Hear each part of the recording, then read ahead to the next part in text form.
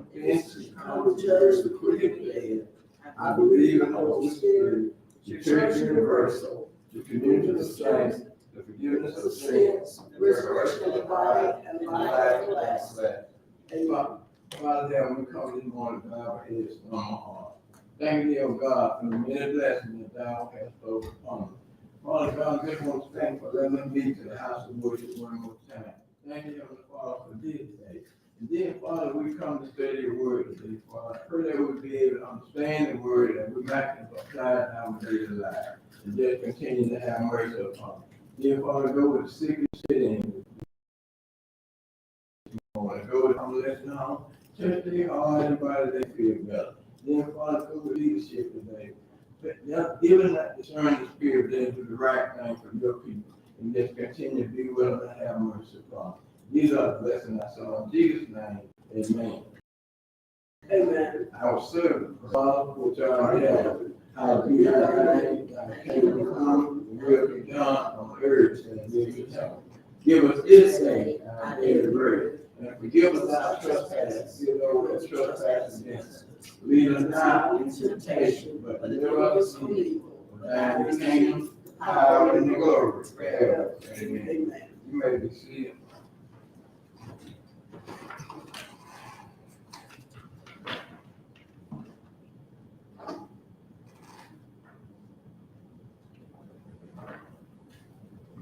Today is lesson number 4, March 24th.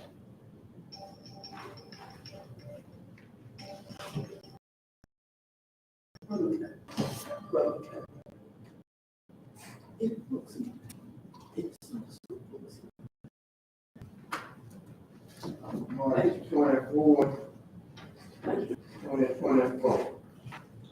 Living in faith. Lesson scripture Act 6, focus scripture Act 6, 7 through 15. Focus scripture. It is Act 6, 7 through 15. Stood and argued with Stephen, but that man was up, with which he said, Matthew 10. Matthew myself. God continued to spread. The knowledge of the disciples increased greatly in Jerusalem, and a great many of the priests became obedient to the faith. 8. Secondly, full of grace and power, he did great wonders and signs among the people. 9. Then some of those who belonged to the synagogue of the freemen, as it was called, Alexander, and other of those from Colossae and Asia stood up and argued with Stephen. 10. But they could not withstand the wisdom and the spirit with which he spoke. Then some men today, we have heard him speak blasphemous words against Moses and God. 12. They stirred up the people and elders and scribes. Then they suddenly confronted him, seized him, and brought him before the council. 13. They set up false witnesses who said, this man never stopped saying things. This fool. For we have heard him say that Jesus of Nazareth will destroy this place and will change the custom that Moses handed unto us. All of them. And all who sat in the council looked intently at him, and they saw that his face was like the face of an angel. The black long bridge.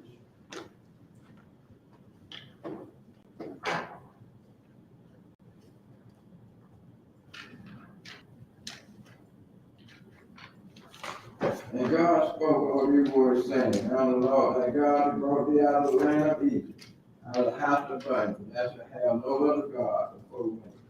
Lord, have mercy upon us, and incline our hearts to keep this law.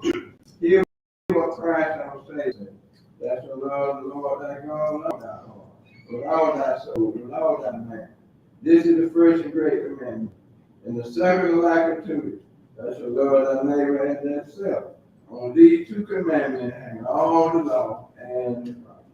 Glory be to the Father, and to the Son, and to the Holy Ghost, as it was in the beginning, is now, and ever shall be, world without end. Amen. Amen.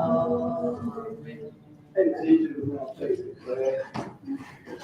Good morning to everyone. Let me take this opportunity to, first and foremost, thank you all. Thank our superintendent for opening up for us this morning, and thank each and every one of you for showing up this morning. I want to thank you all for yesterday for our second harvest food drive. I think it's a success, and it's a success only because of each and every one of you. Also, we solicit your prayers for my who was in a dirt bike incident yesterday. All around block that they were on the way to the emergency room because he fell off his dirt bike.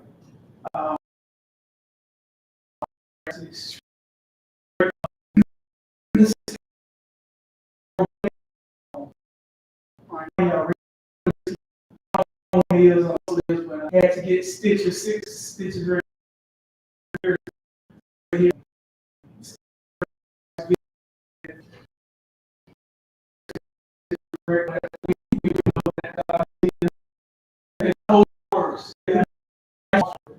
kept up on it, and was still if he would have on his helmet.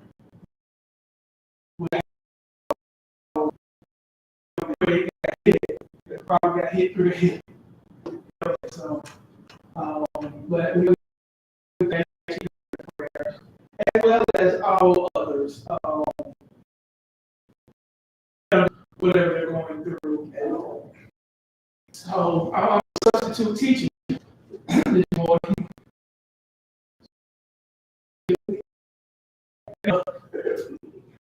Right, hope substitute.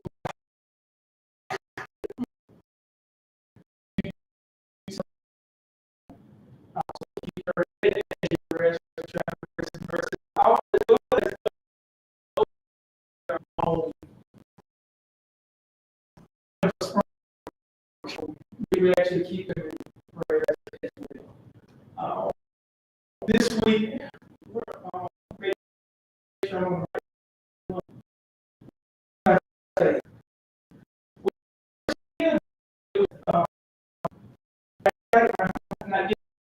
getting into my sermons on faith. So we're trying to make and say we're trying to beat faith in you. We're to remind you of how to remind us how important faith is.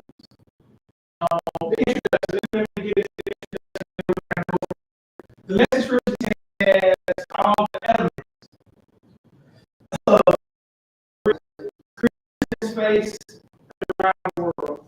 And as we would do teachers, government officials may from time to time view the gospel message of Christian ministry as acts of and rebellion. This scripture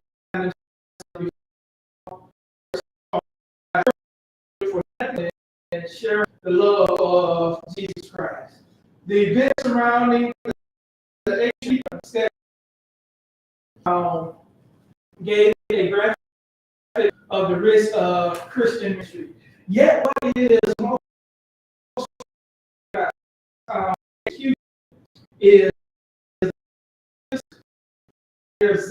amidst the train of truth. Really wonder how often his has repeated in this regard. What do we do when believers we face a situation that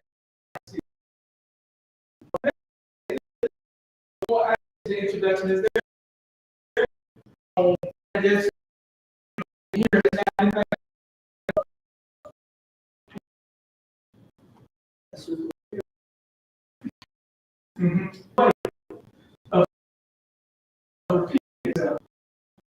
There's nothing, especially when the first time to me, and just transparent, I read this on the way to church this morning. All the way in my mind last night, I thought, what I wanted to do, Sister Cora, I prepare my sermon. Then I don't look at the Sunday school lesson until after I prepare my sermon. Because I want to be able to see how God is working. There's a line with the Sunday school lesson and not allow the Sunday school lesson to influence my sermon. So I read the lesson this morning. I want to text and drive. But the first thing that popped out to me, officials may from time to time view the gospel message and Christian ministry as acts of seduction and rebellion. It amazes me how our government officials claiming on the Lord, get up and say everything, quote Bible scriptures, but do everything differently than what the Lord is guided, what God says. Is it because they're trying to be liked in the community? Is it because they have a task of a whole with all these different personalities in the community that they're trying to please these people? And I think that's the case. But when you try to please man, you can't please God. But if you please God, I believe men and women will follow.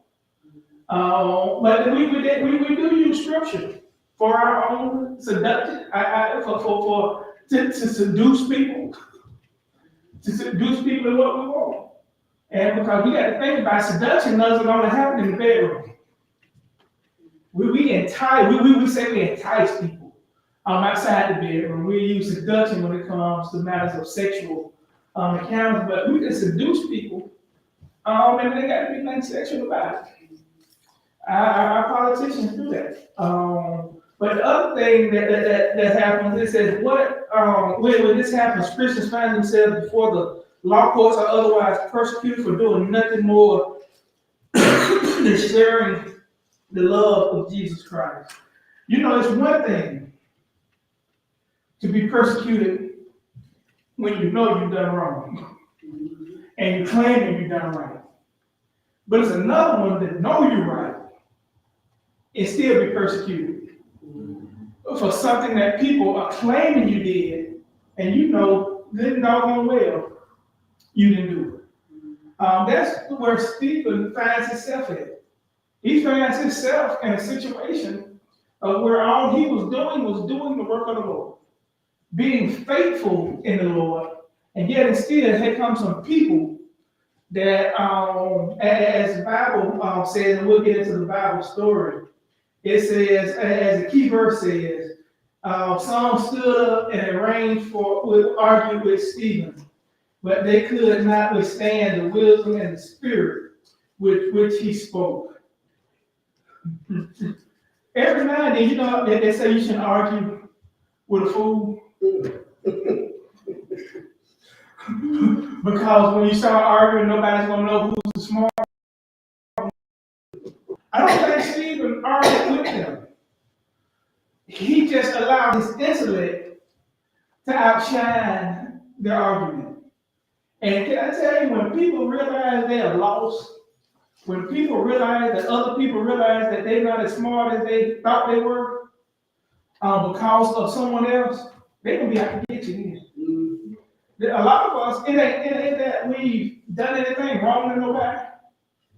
We have never met these people, ain't really had that many conversations with these people. But because our favor and our intellect in God, it causes them to feel threatened.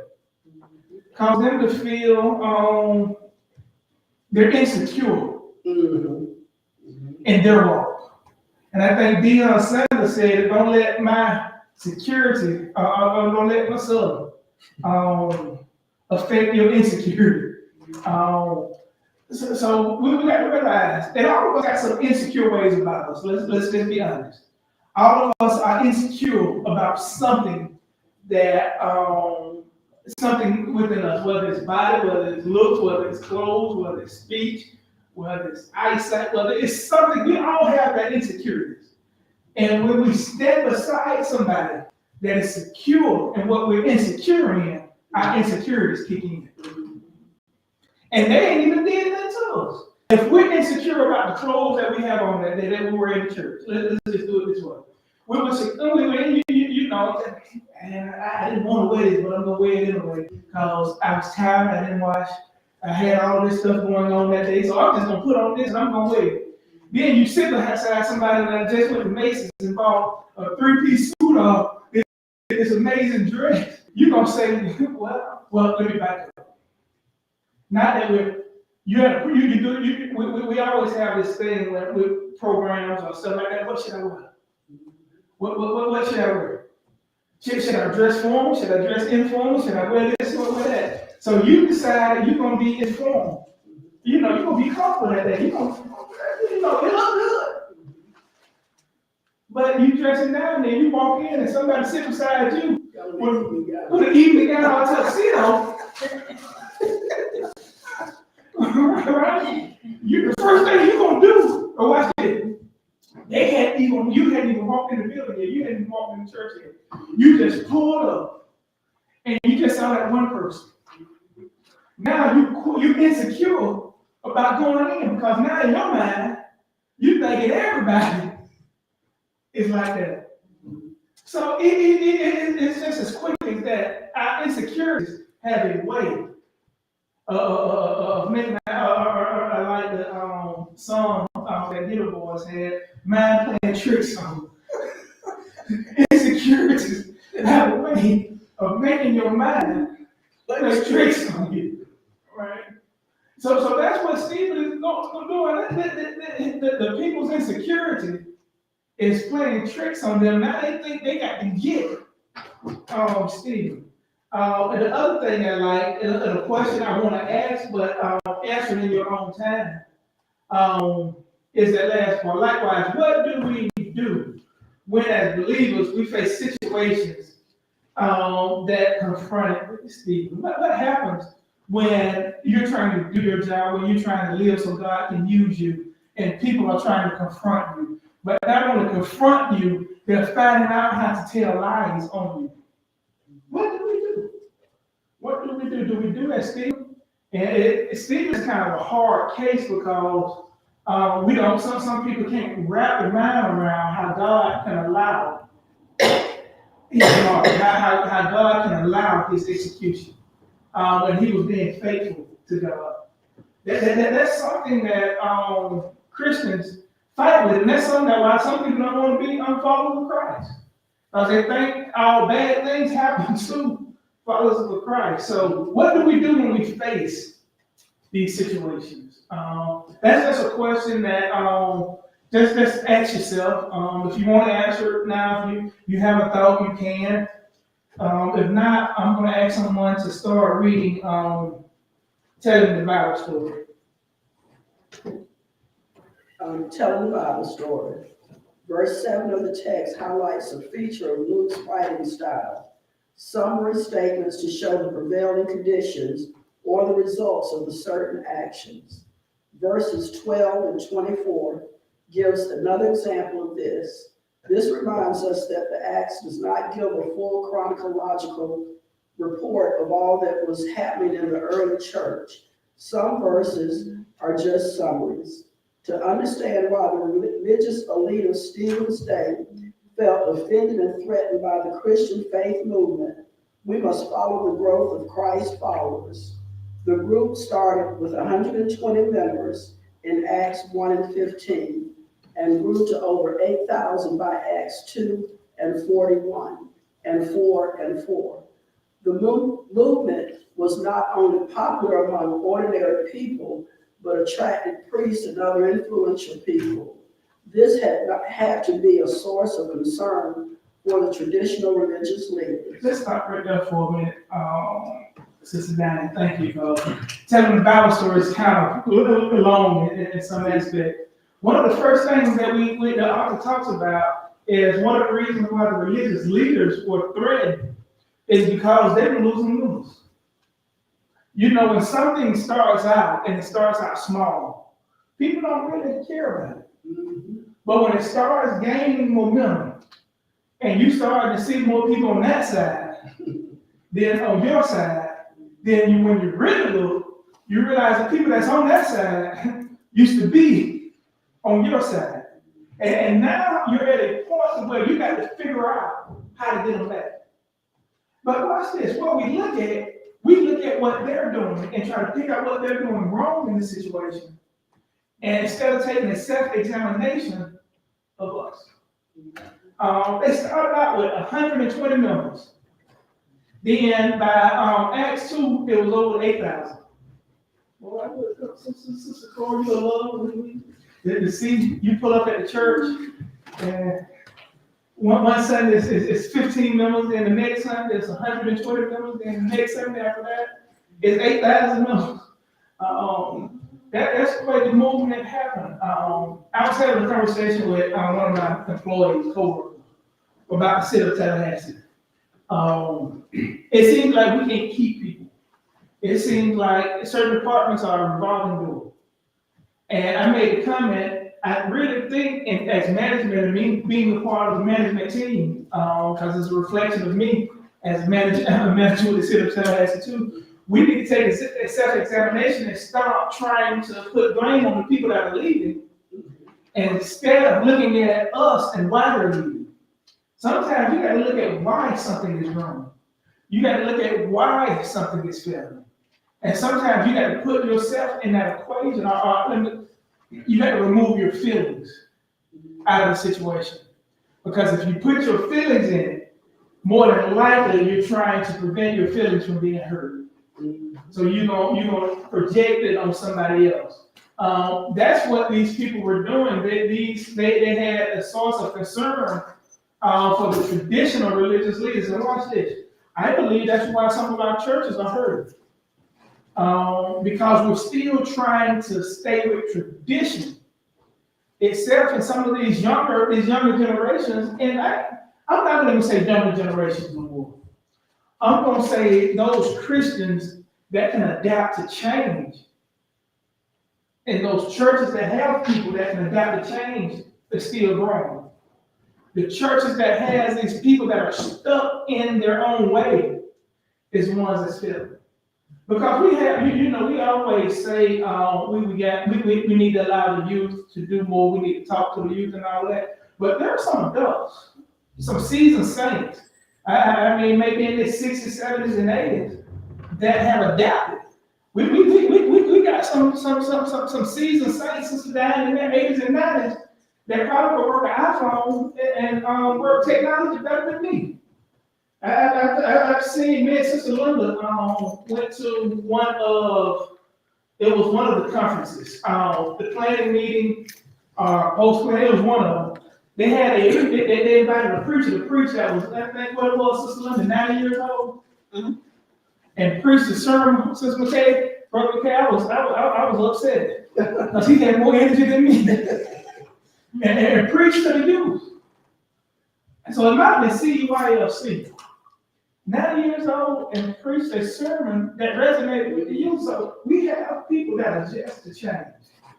And the problem is that we're having is the traditional religious leaders that they're scared to lose their tradition. And instead of them focusing on what's happening, they're blaming, well, the youth don't want to listen, they don't want to do this. We don't need to do this in church because this is where we always did. Well, that might be a problem.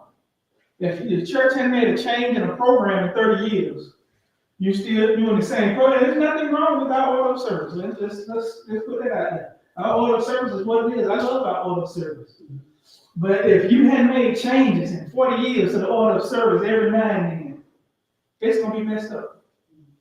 I mean, some of us, even in our houses, we change, we might not change the furniture, but we would change it around some. We might, I don't need to say that for Sister Love, change the bedroom around. You might not change the furniture in the bedroom, but every now and then, you may change the way that you rearrange stuff. And that you're changing the tradition, sometimes you need to rearrange it to get a fresh perspective. But they didn't want to do that. Anything on that first part before we get into this second verse? Sister Diane, you can continue. We do not have to venture far outside the text to understand why the traditional leaders were eager to destroy Stephen. From the text, we know he was a moral character and a deacon chosen to address the physical needs of the vulnerable in the church, 1-6. This would have given him a level of leadership and influence. Further, Stephen's skill in teaching and debate shamed educated, honored synagogue members, 6-9-10. Therefore, to regain their reputation and save face, these men first tried to destroy Stephen's credibility. After this, it was a natural step to move to destroy him physically. You stop with that for a minute. That's a good one. That's a good one. I know you got some on this. Go ahead. But it just reminds me so much of our fleshly character. I'll put it that way. Mm-hmm. Fleshly. When we feel that we've been threatened or been shamed, or regardless as to what the reality is, Mm-hmm. but if we feel that we were threatened or shamed, then Houston, we got a problem. You got a problem. And you on their list probably through their entire life. Right. And you might not even have a clue as to what's going on. Mm-hmm. That's us. That's what she's saying is exactly right, because people of leadership, educator, and this, with their learning skills and education, they thought that this man here can't know what he said, but they don't forget how he came about in the first place. See, Stephen was chosen along with 6 more by the apostles for problem in the church. All right. And we got to think about it. And I'm glad both of you spoke on that. I'm going to go 2 ways with this. First, remember Job. Job never stepped foot in heaven. Job wasn't even thinking about heaven, but his name was spoken in a place he never stepped foot in. Right? Favor. Favor. Y'all always hear me say favor ain't foul. Some of our names are being spoken in rooms we would never step foot in. They're being spoken in places we at tables, we don't even know there are tables at. And if somebody else happen to be at that table when your name is spoken. That's it. Right. And that's where I was going. And this ain't about what God and the devil did, right? Because there was the 2 people that was butting heads with each other. But there may be somebody else at the table that's trying to get favor in the Lord and get favor in the devil. And now they can't because your name is being spoken. So now they got to get rid of you in order for them to be next in them, for them to be where they want to be at. All right. And then we look at this educational aspect. And that's where we're hurting it in the AME Church.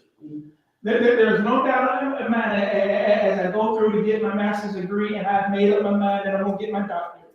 So I'm going to have the educational aspect of it. Education is important because it's teaching me new stuff. Now, what it's also teaching me that I had to learn everything I learned, I can't teach it to everybody else because everybody else ain't ready for that. So it gives me the ability to know how to help perfect my craft. How to give me more insight of what I need to do to help my people. But the problem we have is if some folk that have a doctorate degree by their name think they know everything, And somebody like the Sister Taylor can't tell them or teach them that. Right? And then when one of the youth or somebody that doesn't have that education that they have not a threat. Because in their mind, they're looking at them. And who do you think? And who do you think you are? Who do you think you are? And watch this. That's why our former president is the way he is. Because he's telling people, who do you think y'all are? And the election must was rigged because I don't lose. So it ain't no way that I can lose. It ain't no way. These people know more than me. So the first thing people do, right, and this is so amazing, this happened way back then, they attack his credibility. What's the first thing Trump did? Attack the credibility of the election. First thing he did, attack the credibility of the election.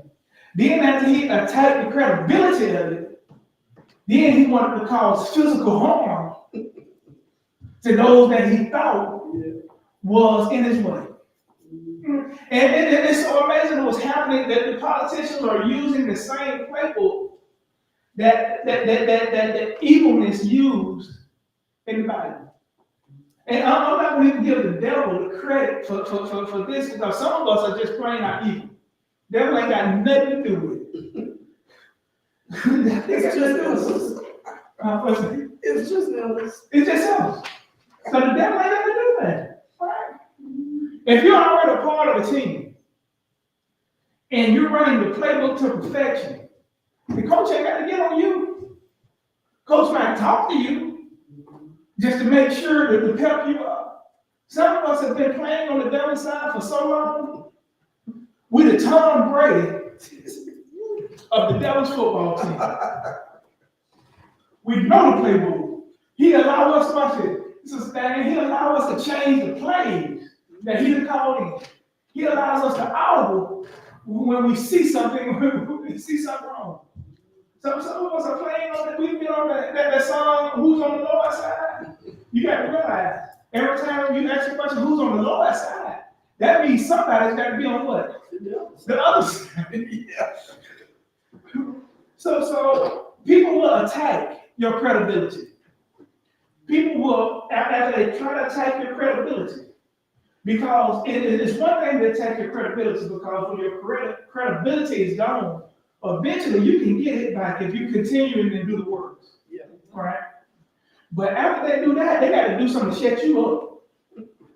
So now they got to attack you physically. They got to do something to either put you behind bars, to shut you up. They got to do something to you physically. And sometimes, in our case, a lot of times it's mentally. People can mess us up so much mentally that we don't know if we're coming or going. They can attack our credibility so much that we don't know who we are no more. Because we're starting to believe the hype. We're starting to believe the lies. We're starting to believe, well, maybe I am who they say I am. And if they don't get you in your present, they'll try to attack you in your past. Mm-hmm. It's crazy. It's crazy. Because one thing somebody can never do, right, is stop your future. Mm-hmm. But we can allow people to hinder our future. Mm-hmm. We can allow people to change the path of our future. But they can't stop it. But because they don't know what the future holds. So because they don't know, they have an idea in their mind that your future is brighter than theirs. They have in their mind that your future is better than theirs. So because of that, and they don't know how to walk into their future, and knowing just because yours is brighter, theirs can be that same. They got to attack your brightness. Right? In other words, they're trying to allow their darkness to overshadow your brightness. And when they realize that no matter how much you try, if there's a little light, it is going to strike through their darkness. So they got to remove that little light that you have. So they're attacking and really they're attacking your past. Because they don't know too much about your present. So they got to go back and dig up everything that has happened in the past. When you see these shootings, when you see stuff that happen, what's the first thing the news do? They go back and look at somebody's background. And I always say that police didn't know that person was this when they pulled. That police didn't know that person was this when they pulled the trigger. They didn't know none of that. So why are you bringing up that? Because you're trying to justify the presence in order for you to move in the future, and that person can't. So we realize that, and we still have to remain faithful and all of that to the Lord. We still got to live in faith. Let's finish telling the Bible story. I can't remember what you said. Me too. But why were Stephen's words so biting? First, the Jews saw his commentary as a direct attack on the most sacred institutions of the Jewish faith, the temple and the law. God originally sanctioned both. However, over time, man's practices had corrupted both, hence Jesus' rage about the temple practices. Still, the Jews tied their righteousness to their ability to observe outwardly the temple rituals and the law, or their corruption of the law. And let me read that again, I got confused. Still, the Jews tied their righteousness to their ability to observe outwardly the temple rituals and the law, or their corruption of the law. Okay. And so an attack on the temple and the law was an attack on the faith and righteousness of the Jews individually and the Jewish nation collectively. That attack would have drawn blood from their hearts and taken the color out of their faces. What happened then was an expression of that hot, murderous rage. Stephen paid the ultimate price for standing for his faith. He suffered for doing good, a living enactment of 1 Peter 3:14. Yet, was that all of the story? Where was the glory of living for God? Oh yes, there was glory. During the ordeal, God encouraged Stephen and strengthened him to resolve by giving Stephen a powerful, more profound experience of God. By standing firm on his faith in the face of death, Stephen got a glimpse of the spiritual reality that awaited him, a view reserved for the selected chosen few. To appreciate this, compare Acts 6:15 and 7:55-56 with Hebrews 11:1. Most of us get to speak gloriously about faith, but never see the glory of faith in this life. Stephen saw the glory and assurance of faith. He won glory by losing his earthly life. He won. Stephen's victory is a victory for every believer who lives in faith. Faith does not guarantee us any particular outcome. It assures us of glory and the certainty of the object of our faith. We cannot lose. Anyone on any of that? We might not get heaven on this side, but we got a promise for the other side. So we just got to continue to walk in our faith. And as we walk in our faith, even though we know we got it on the other side, the Lord is still going to give us some type of peace on this side. Stephen, even though he was facing death, knew what the outcome was. Watch this. There's no doubt in my mind, the Lord has already told him what was going to happen. The Lord has already given him the peace that, Stephen, death is looming. That the only way I can get you out of this situation is to bring you home to me. And sometimes, sometimes the best way to remove yourself from stuff is to remove yourself altogether out of the situation. But our problem is we want to try to fix it and still stay in it. And sometimes in order to fix it, you got to step back and allow somebody else to do it. The thing that popped out to me is kind of what Sister Diane had to reread. Because I had to reread it first. Still, the Jews tied their righteousness to their ability to observe outward the temple ritual and the law, or their corruption of the law. Can I put it in terms that we can understand it? Yes, sir, because I'm still You're still kind of confused. let me make this public service announcement. I'm using McChapel, but this is not at McChapel. All right, let's make that public service announcement for the people that are on the Bear Stream Challenge. They're making, the members of McChapel don't want change because they just see an attack on the building. They don't want new doors because there's an attack on the building. They don't want new pews because there's an attack on the building. They don't want new carpet because they feel like there's an attack on the building and it's moving in a direction that they don't want. So because of that, they're trying to protect the building when God is trying to build up his church. So what they were doing was Stephen was talking about their temple worship. He was talking about the laws of Moses. He was talking about the 10 Commandments when Jesus said in his word, I did not come to condemn the law, I came to fulfill the law. But all they seen was the condemning of the law. And because they saw the condemning of the law, we got to get his so-and-so out of here. He's got to go because he's trying to change what we know. And the hardest thing for that old dog is to teach him new truths. And I always say, if you're an old dog, you're not a Christian. You're not a follower of Christ. Because you should always be willing to learn. And it just dawned on me, we have a lot of old dogs in the church. They're not willing to change. Because if they change, they got to learn something new. I love the order of worship because I know. I got to learn the new system. I'm good. I know when to stand up. I know when to sit down. And time you change. Well, that's what we sit down. I got to stand up now. You done messed up. You can't be in my church no more. Time you move the piano. I'm used to the piano being right here. That's where it always been. Time you move it right here, now we got a problem. Because it messes up everything. Now I realize I ain't comfortable. And I ain't comfortable with it.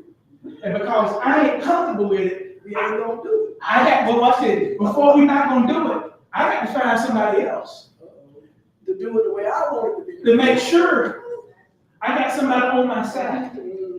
I got somebody that's gonna help me, right? And watch this. Now that I got somebody, I can instigate in private To do what I want them to do in public. We've been talking about this all day. And it says that I want y'all, when you get a chance, read the case study. And everybody, when y'all get a chance, just read the case study. And if you don't have the book, I will print it out for you, but read the case study. Because the case study tells you why people act the way they act. We got to realize, and I'm going to close out with this. We got to realize that people are afraid. Fear. In fear of change. It's fear. Because if that change happens, they got to learn something new.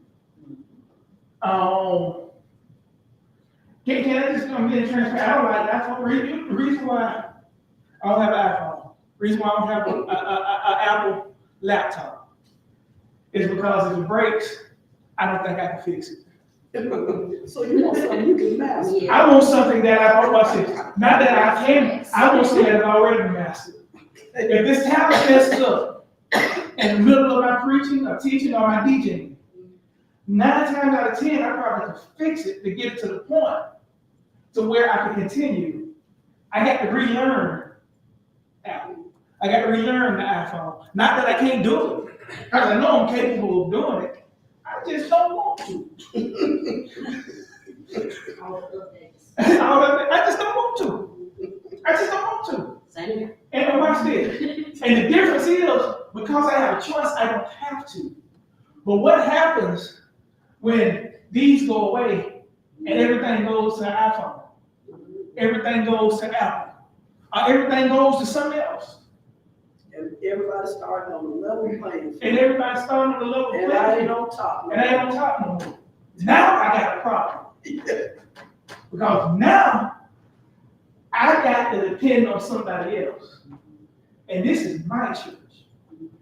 It's Mama in the church. I've been on top for so long, I dare you to try to put me down to where you are. That is why, that's what was happening then, and that's what's happening now. We don't want change, we don't like change, we're not accustomed to change. And some of us will not allow change.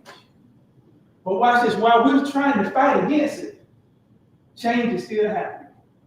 While we're trying to fight against it, somebody, Brother Kelso, is still trying to go back to horse and buggy.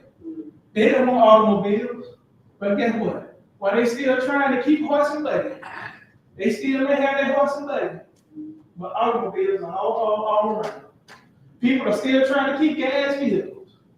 They don't want electric vehicles, but guess what? They're already here. It's going. And it's time. People that want cell phones. Some people still ain't got cell phones. And they ain't got no high phone either because the high phone messed up. Right? But guess what? Change is still coming. People that want technology in the church and still don't want technology in the church. But guess what? Yeah. It is already here. So while you're trying to fight change, change is going to happen with or without you. So the thing we got to do is make sure the change that is happening aligns with what the Lord wants for us. Amen. Because if we're fighting it to the point to where when it happens, it may happen because it may happen in a way that's not conducive to the church. So we got to make sure it's happening. I was going to say that if the change was their idea, if they would have been okay. Oh yeah. Well, I got to close. I'm sorry, y'all. But one thing I've learned, right? And I might be telling on myself. So if I'm telling on myself and I've done it to you, I'm sorry. But sometimes you got to make it feel like it's their idea. You got to pitch it. Be careful with that now, Pastor. Okay. Okay. I leave it alone, sister. Leave it alone. Okay, check those sisters. But that's right. If it's their idea, they're fine with it. But time is not. Oh, you know what? Gonna break loose. When you say about the horse and buggy, you know, in the Amish country, they still ride horses and buggy. They sure do. And they got this much legal right in the car. Mm-hmm. More so. More so. And watch this. And on the flip side of that, right? You pull behind while you mad. Because they ain't in your way. Right? So on the flip side of that, don't allow all your technology to get in the way of somebody else's movement. Just because they're not where you at right now. That's true. You still allow them to be in their lane. When the opportunity comes, you just ease on around and keep going. I was going to say up north, they have parking lots for horse and buggies at Walmart. Right. Watch this. Tallahassee, a couple of weeks ago, I'm in the citizen gave me an electric vehicle, Ford Lightning. I pull up and I didn't have a phone. What I could get. And I actually didn't think about it because I was amazed. I pulled up to the light and I look on Tennessee Street, and guess what I see coming? A gallon horse. Just trying along. Get it. Hey, and he was moving too. So, regardless of change, right? Some people are not going to, they will accept it, but they're not going to deal with it because they're comfortable in what they have. They're fine with you having your car, but I'm going to have my horse. I'm comfortable with anybody that has an iPhone that loves the iPhone, but I'm going to keep my Android. And guess what? We could talk all day long, which one better? But at the end of the day, I'm still going to love you, even though you got an iPhone. I still love Sister Linda, even though she loves Florida State. I can't. But because in life, we got to realize the Lord puts all of us here for a purpose. He puts all of us here to balance each other out. And sometimes opposites will attract. Sometimes you got to have the opposites. You got to have all of that stuff in the church to keep us grounded in the Lord. Because if all of us was agreeing some may go unnoticed. And the devil's gonna slip in the middle of that agreement, because now we can't deal with it, because time somebody disagrees, we don't know what to do. So when we're walking in faith, continue to walk, continue to lean on the Lord. Wherever you're at in your walk, especially with this fast-paced moving world, wherever you're at, continue to walk in the Lord. Don't allow nobody else to pull you faster than you think that the Lord is allowing you to go, or push you, let me rephrase that, pull you back from where the Lord wants you to go, and push you faster than what the Lord is intending you to go. Run your race, stay the course, and allow the Lord to guide you. It's back in the hands of Get it back in the hands.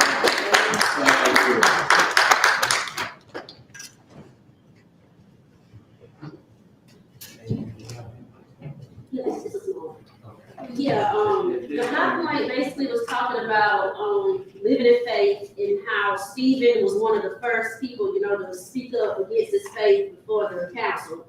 And it says, Stephen had people who spoke against him and shared false statements about him that stirred up the crowd to turn against him. So Taylor, you tell me it's a lot going on at the high school. So, and there's a lot of fights and stuff. So what's the first thing everybody doing to fight break out? They all running.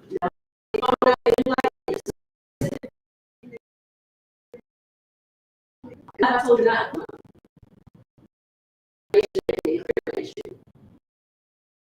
tell others not to get their phones out, we think it's entertaining not to get their phones out.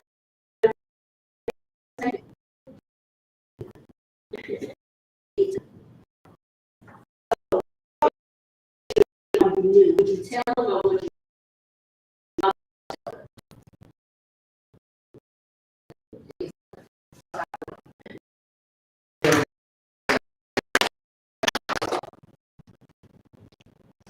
Anybody want to share a high point about the lesson they still? I say, even along the 6 months, they were pointing out, and they were having a problem. They were having a problem in the church with great women and great women. It was something like food or something. But that's what they were. The first 7 deacons were chosen. Deacons the 6 months. But there was a problem going on in the church. And they said, look among you and find 7 men full of the Holy Ghost. Not no playtime when you are electing official of the church. Because you cannot.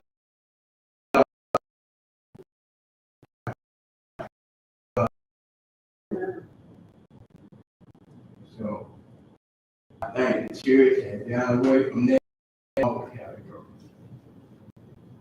We like somebody.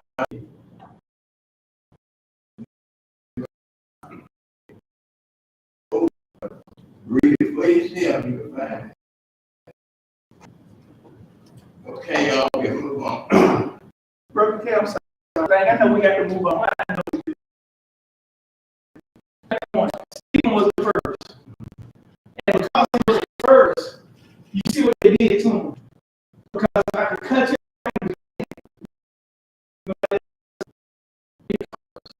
Sometimes you got to be the first to step out. You got to be the first to speak out. Because you don't know what they're going to do. Every now and then, it's okay to be the first to speak out. It's okay to speak out. It's okay to speak out. It means to live in faith. Because you're willing to step out on the Lord's side, even if nobody else does. So sometimes we just got to step out and know that the Lord has us. And know that our intentions are in the right place. As long as our intentions in the right place. Okay, announcement. We don't ran out of time. We took away some kind of book. And if not, we'll get ready for service and close. We're gonna do an offering along breakfast, okay? I believe my AME must grow and grow, and I want to make it top priority to make it so. Every member Christian, every critical worker, every worker trying to work need not be ashamed. This we ask in Jesus' name. We have come, we have said it, we have learned. So let's do our next come together to build God's word. May His rich blessing reside with you, and may His grace be eternally yours. Amen.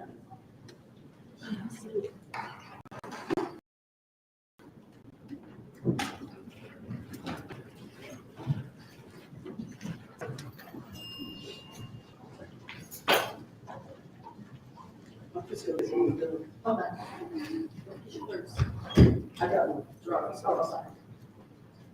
Hey, lovely. All right, all right.